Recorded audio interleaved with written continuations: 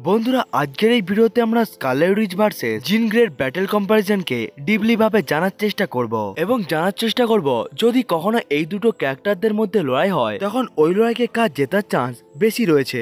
বন্ধুরা এখানে আমরা শুধুমাত্র মুভি ভার্সনকে নিয়ে কম্পারিজন করতে চলেছি, অর্থাৎ আমরা জিন গ্রেকে নেব ফক্স স্টুডিওর এক্সম্যান ইউনিভার্স থেকে এবং স্কারলেট উইচকে নেব মার্ভেল সিনেমাটিক ইউনিভার্স থেকে। বন্ধুরা আজকের এই ভিডিওটা অনেকটাই বেশি পরিমাণে ইন্টারেস্টিং হতে চলেছে, তাই বন্ধুরা ভিডিওটিকে শেষ পর্যন্ত দেখতে ভুলবেন না। বন্ধুরা ভিডিওটিকে শুরু করার আগে আমি আপনাদেরকে বলে দিই যে আপনারা যদি এই চ্যানেলে নতুন এসে থাকেন তাহলে চ্যানেলটাকে সাবস্ক্রাইব করবেন এবং ভিডিওটা ভালো লাগলে লাইক করতেও ভুলবেন না। সব থেকে প্রথমে স্কারলেট উইচের সম্বন্ধে ভালোভাবে জেনে নেওয়া যাক। ওয়ান্ডা ম্যাক্সিমফ নিজের পাওয়ারকে পেয়েছিল মাইন্ড স্টোনের সাথে এক্সপেরিমেন্টের সময়। আসলে স্কারলেট উইচের কাছে আগে থেকেই পাওয়ার ছিল, কিন্তু মাইন্ড স্টোনের জন্য তার পাওয়ার আরো বেশি পরিমাণে ইনক্রিজ হয়ে যায়, যার মধ্যে টেলিপ্যাথিক এবং টেলিকাইনেসিস দুটো মেন পাওয়ার ছিল। এবার স্কারলেট উইচের টেলিকাইনেসিসের কাছে আসা যাক। স্কারলেট উইচ নিজের টেলিকাইনেসিসকে ব্যবহার করে লিভাইথান আর্মিকেও কন্ট্রোল করতে পারছিল, এমনকি সে নিজের পাওয়ারের সাহায্যে বড় বড় ব্লক পাথরকেও উঠিয়ে নিতে পারছিল।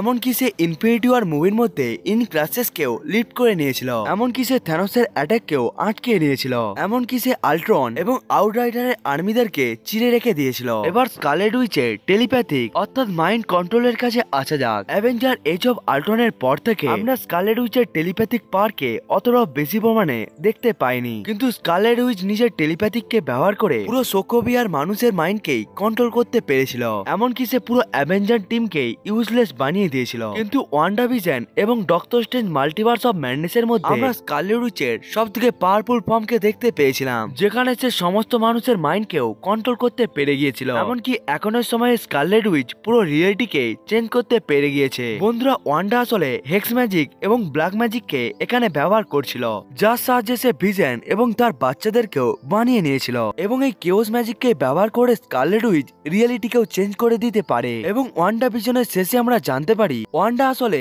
স্কারলেট উইচ, যে এখনের সময়ে ডক্টর স্ট্রেঞ্জের থেকেও পাওয়ারফুল। এমনকি স্কারলেট উইচ এই কেওস ম্যাজিককে ব্যবহার করে মাইন্ড স্টোনকে ডিস্ট্রয় করে দিতে পেরেছিল। এমনকি পুরো মার্ভেল সিনেমাটিক ইউনিভার্সের মধ্যে এমন একটি ক্যারেক্টার ছিল যে পুরো একটি ইনফিনিটি স্টোনকে ডিস্ট্রয় করে দিয়েছিল।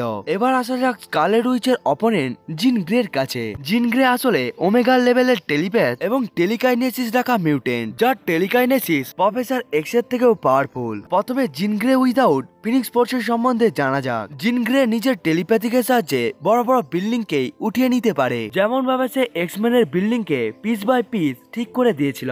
এমনকি সে ম্যাগনেটোর পাওয়ারকেও রাইভেল করতে পেরে গিয়েছিল, এমনকি সে স্টর্মের পাওয়ারকেও রিডাইরেক্ট করে দিয়েছিল। এসব ছাড়াও সে সিলভার সার্ভারের স্পিডকেও ম্যাচ করে নিতে পেরেছিল, এবং ফিনিক্স ফোর্সের পাওয়ারকে পাওয়ার পর জিন গ্রে নিজের পাওয়ারের সাহায্যে এলিয়েনদেরকেও ডিসইন্টিগ্রেট করতে পেরে গিয়েছিল। এমনকি সে ইনজার্ড হয়ে যাওয়ার পরেও নিজেকে হিল করে নিতে পারছিল। এবং ডার্ক ফিনিক্স মুভির মধ্যে আমরা জিন গ্রেকে পুরো ফিনিক্স ফোর্সের সাহায্যে পুরো প্ল্যানেটকেও ডিস্ট্রয় করতে দেখেছিলাম। এসব ছাড়াও আমরা লাইভকে রিক্রিয়েট হতেও দেখেছিলাম। ফিনিক্স ফোর্স জিন গ্রের কাছে মেটাল ম্যানিপুলেশনেরও পাওয়ার এসে গিয়েছে, যেটির সাহায্যে সে প্ল্যানেটকেও ডিস্ট্রয় করে দিতে পারে। এবার আসা যাক টেলিপ্যাথিকের কাছে। ছোটবেলা থেকে জিন গ্রের টেলিপ্যাথিক প্রফেসর এক্স কে টক্কর দিত, এবং ওই পাওয়ারকে কন্ট্রোল করার জন্য প্রফেসর এক্স জিন গ্রের মাথার মধ্যে মাইন্ড ব্লক ঢুকিয়ে দিয়েছিল।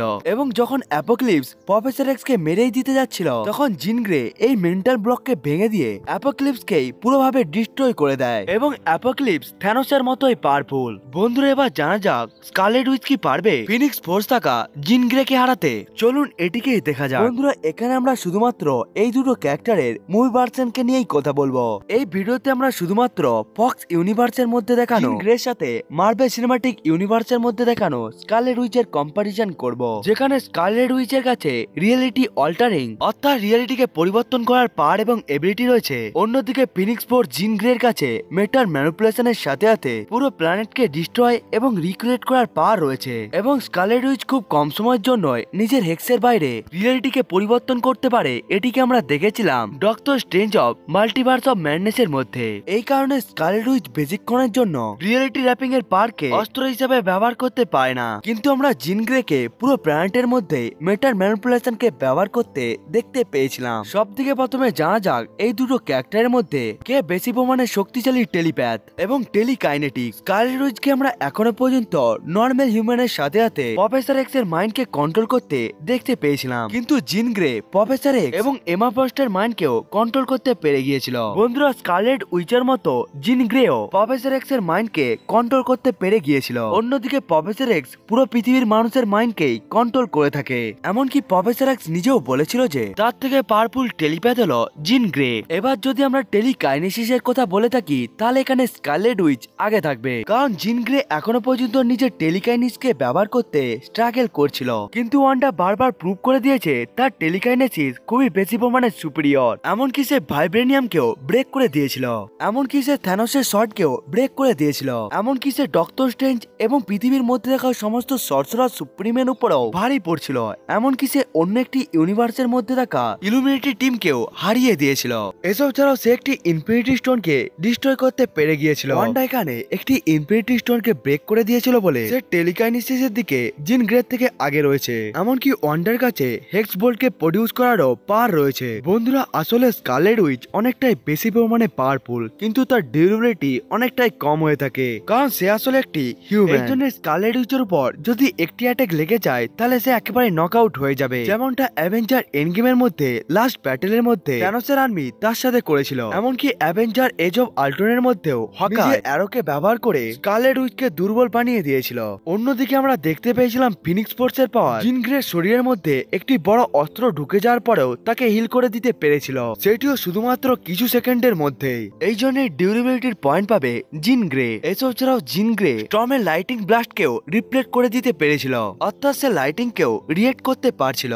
এমনকি জিন গ্রে কুইক সিলভারকেও হারিয়ে দিয়েছিল, এবং ওয়ান্ডার কোন রকম ফিটসি এরকম হয়ে থাকে না, যার ফলে সে অতটা বেশি পরিমাণে ফাস্ট হয়ে থাকে না। হ্যাঁ, সে ব্রেডকে ডজ করতে পারে, কিন্তু সে বুলেটের স্পিড এবং লাইটিং এর স্পিডকে ডজ করতে পারে না। এবার আসা যাক এক্সপিরিয়েন্স এবং কন্ট্রোল অফ পাওয়ারের কাছে। বন্ধুরা, জিন গ্রে খুব ভালোভাবে নিজের পাওয়ারকে কন্ট্রোল করতে পারে, এমনকি তার কাছে স্কারলেট উইচের থেকেও বেশি পরিমাণে এক্সপিরিয়েন্স রয়েছে। এবং আমরা সবাই জানি যে ওয়ান্ডা নিজের পাওয়ারকে পুরোভাবে কন্ট্রোল করতে পারে না, এমনকি সে এখন ডার্ক হোল্ডের বুককেও পড়ে নিয়েছে। কিন্তু জিন গ্রে প্রতিদিনই নিজের পাওয়ারকে কন্ট্রোল করার পদ্ধতিকে শিখেছিল প্রফেসর এক্স এর ইউনিভার্সিটির মধ্যে, অর্থাৎ জিন গ্রের কাছে তার পাওয়ারকে কন্ট্রোল করার এবিলিটি স্কারলেট উইচের থেকে বেশি রয়েছে। বন্ধুরা, স্কারলেট উইচের ম্যাজিক অনেকটাই পাওয়ারফুল হয়ে থাকে, কিন্তু জিন গ্রে স্কারলেট উইচের মাইন্ডকে কন্ট্রোল করে নিতে পারবে, কারণ জিন গ্রে ওয়ান্ডার থেকেও পাওয়ারফুল টেলিপ্যাথ। এখানে ওয়ান্ডাও জিন গ্রের মাইন্ডকে কন্ট্রোল করতে পারে, কিন্তু যার মাইন্ডকে প্রফেসর এক্সও কন্ট্রোল করতে পারেনি তার মাইন্ডকে ওয়ান্ডাও কন্ট্রোল করতে পারবে না।